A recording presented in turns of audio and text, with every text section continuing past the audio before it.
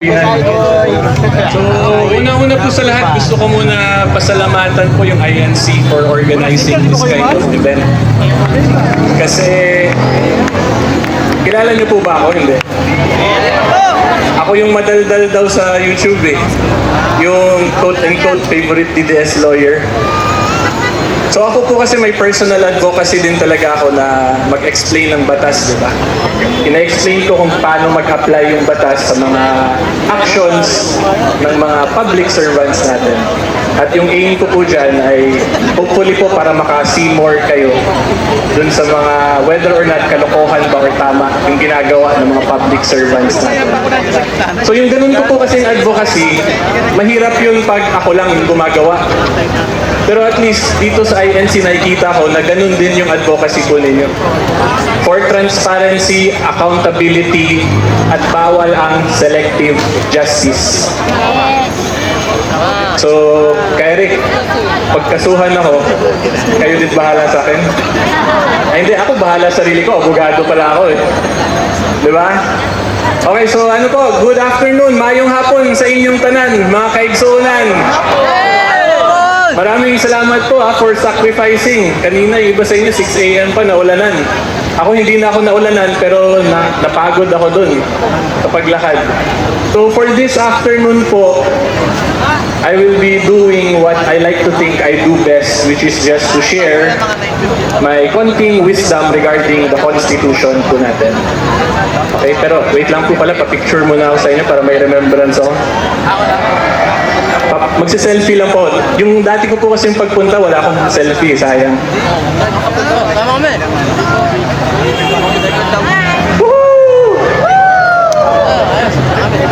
Video! Walang uwian! We are one! Yeah.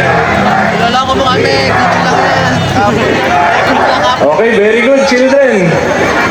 May picture ka nga yan. Okay, so sa mga hindi po nakakilala sa akin, subscribe po kayo, search nyo na lang po Attorney Nila Bayan sa YouTube. Madaldal po akong abogado doon, mga 20 minutes, nagsasalita lang ako eh. Pero hopefully po meron naman kayong natututunan despite yung pagiging madaldal po. So yung lecture po natin for this afternoon is very simple and straightforward. It is Article 2 of the 1987 Constitution. To be specific, Section 1, pinakaunang section po ng Article 2. Meron ba kayong Constitution dyan? I-search nyo sa cellphone, parang pag nasa simbahan tayo, di ba? May Bible verse. Pero yung, walang signal? Naku po, may jammer ba dito? Rap? Wala.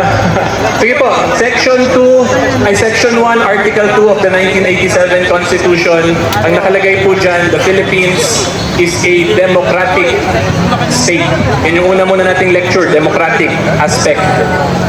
Naintindihan niyo po ba yung ibig sabihin ng democratic? Demokrasya. O ano ibig sabihin nun? Yes, sagot ninyo eh. Ha? Malaya? So, ibig sabihin po ng democracy talaga, malaya tayo regardless of whether or not we are sa majority, sa minority, sa opposition, pwede tayo magsalita at protected po yung mga karapatan natin. Okay? So, yan po yung simplest way to explain what we call political democracy. In a democracy, yung pinaka-basic po dyan, wala pong question tayo dito, majority po yung panalo. So ngayon sa Senate, di ba, majority na sila, may 13. So wala po tayong question dyan. Ibigay na natin yun. Iba na yung Senate President kasi nakuha na po nila yung 13. Tapos yung kabilang side naman po niyan, yung minority, ang goal po ng minority, or dapat po gawin ng majority sa minority, respetuhin yung karapatan po nila. Kahit po konti sila, kahit konti tayo, minority ba tayo? Or opposition? Pero for discussion purposes, sabihin po natin minority tayo ngayong hapon. Kung minority po tayo, dapat respetuhin tayo ng majority. Hindi dapat inaapak-apakan yung karapatan natin. Hindi dapat may selective justice. At hindi dapat na pag sila yung gumawa, tama, pero tayo mali. Hindi dapat ganun. Diba? So in simple terms po, yung minority, we should be given the right to fully participate in the democratic process. So ngayon, pag titingnan po natin yung mga senators, ano po yung obvious or napapansin ninyo sa mga senators nating minority? Sige po, open po muna tayo ng payong kasi may blessing from the skies para po hindi kayo magkasakit. Okay, so going back po to the discussion natin, kung titingnan po natin yung Senado ngayon, yung minority, yung opposition, ano po yung common denominator sa kanilang lahat? Puro may kaso. Diba? Halos lahat na lang may kaso. At ngayon nga po, diba si Senator Marcoleta, kakasuhan daw po ng plunder. So yun yung common denominator pag minority. So ano po ba yung possible na pwede nating itawag sa ganyang situation na yung minority lang lahat may kaso, pero yung majority wala? Bendalo? Aside from Bendalo po, we can call that as political persecution. Kasi kung titingnan lang natin, diba, minority lahat, ubos ng kaso, majority ang babait. Ang galing naman. Mga good boy today majority. Motoo mo, good boy majority tanan? O, di ba? So pag ganyan po, na nagkakaroon ng political persecution, pinapatahimik, sinasilence, inaapakan yung minority, ang posible pong consequence kasi niyan, mawawala ngayon yung opposition sa demokrasya, yung minority. So pag nawala po yung opposition sa demokrasya, ano po ang epekto? Hindi na po tayo democratic country niyan. Kasi wala nang nakakapengol sa kanila wala nang nakakasalita. Alam niyo ano po yung mangyayari sa Pilipinas pag walang minority or opposition? We will become an authoritarian government. Naintindihan po ninyo yun? Kung hindi nyo maintindihan, in simple terms, magiging dictatorship po yung Pilipinas pag walang minority, walang opposition. So, pag dictatorship po tayo, papayag po ba kayo nun? Hindi po talaga dapat tayo pumayag kasi that is unconstitutional, illegal po yan. Kasi ang nakalagay po sa Section 1 of Article 2, the Philippines is a democratic state. Hindi po nilagay doon the Philippines is an authoritarian or dictatorship state. Kaya hindi po dapat pinipolitically persecute, inaapakan, sinasilence yung opposition senators, including your beloved Senator Dante Marcoleta. Hindi po dapat ganun yun. Kung gusto po ng majority matalo yung minority, they should do it in the constitutionally allowed ways, which is via election process. Diba panahon po nila PRRD, ano nangyari nung 2019 election, if I'm not mistaken? Diba yung opposition senator nun, diretso saan sila nun? O diretso Inedoro. Pero dinaan po nung group nila PRRD via the electoral process. Hindi nila kinasuhan, hindi po nagkaroon ng political persecution. Parang hindi nyo naman naiintindihan ko ata. Diba? So, yan po yung first aspect ng Republika natin. And gusto ko po talaga sana ma-instill yun sa inyo. Kasi yung Constitution natin, yan po yung nagpapatakbo talaga ng Republika ng Pilipinas. That is the very foundation of a country. So, kung wala yung Constitution natin, hindi yung naghari-harian na lang yung mga tao. Hindi po pwede yun, di ba? Hindi tayo papayag doon. So ngayon, doon po papasok yung second aspect ng form of government ng Republika ng Pilipinas, which is the Philippines is also a Republican government. So ano po ibig sabihin ng Republican? Ibig sabihin po niyan, yung government functions po natin tumatakbo via the leaders na mga pinipili po natin. Okay, via the electoral process. So since tayo po ang pumipili sa kanila, ano yung trabaho natin? Hanggang pili lang ba? Hindi. hindi, di ba? Meron din po tayong obligation na i-call out, panindigan kung hindi na tama yung ginagawa nila. Di ba? Yan yung essence ng Republican government.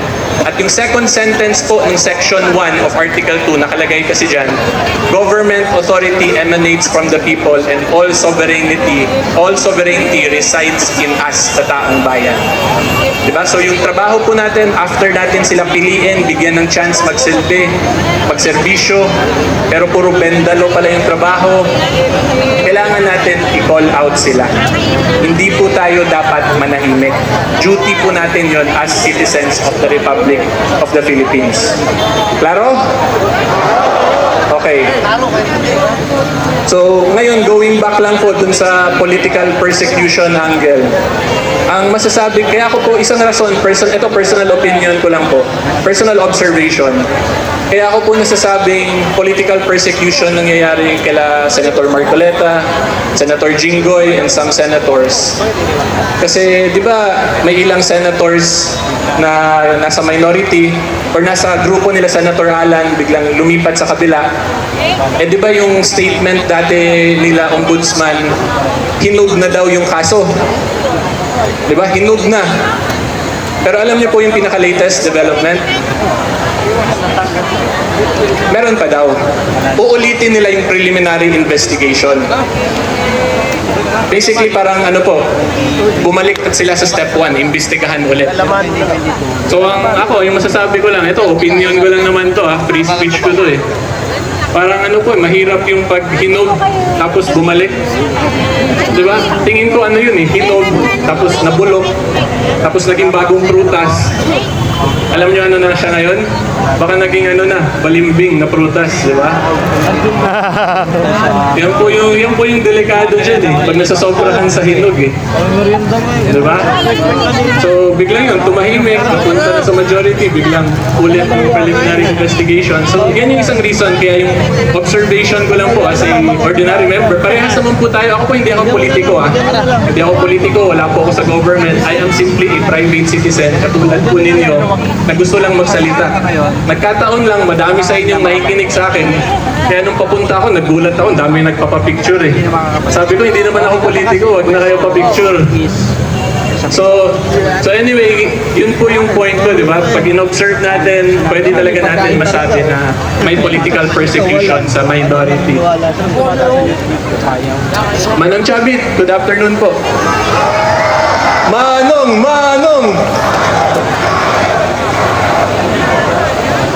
Bilisan ko na para si Manong Chabit naman ha. So, ito last na lang din pong reminder sa inyong lahat. As long as po nagsasalita tayo, naninindigan tayo tungkol sa mga government actions, mga trabaho po in relation sa trabaho ng public servants natin, huwag po kayo matakot magsalita. Kasi hindi po yan libel, hindi po yan inciting to sedition, kundi ang tawag po dyan, doctrine of fair commentary. Okay? As long as yung kinikriticize po natin yung trabaho nila, actions at yung statements nila. Huwag nyo na po i-criticize yung mga personal nila kasi pag personal, yun, baka ma-libel kayo dun. Hindi naman siguro kayo mga marites, di ba? Wala naman siguro kayong pakialam kung sino yung kabit ni ganyan. Wala tayong pakialam sa ganyan, di ba? Wala na tayong pakialam kung sino yung mga malakas daw mag-tip, yung mga ganun. Basta yung may pakialam lang tayo kung whether or not yung trabaho ba nila as government servants, public servants, ay sumusunod pa sa Constitution at sa batas. Mag-stick lang po kayo doon, yun lang doon tayo mag-comment, hindi po tayo malalibel dyan. Okay? So yan lang po ang masasabi ko sa inyong lahat, may fellow taong bayan, mga ka-Seymour. Hopefully po may may naintindihan.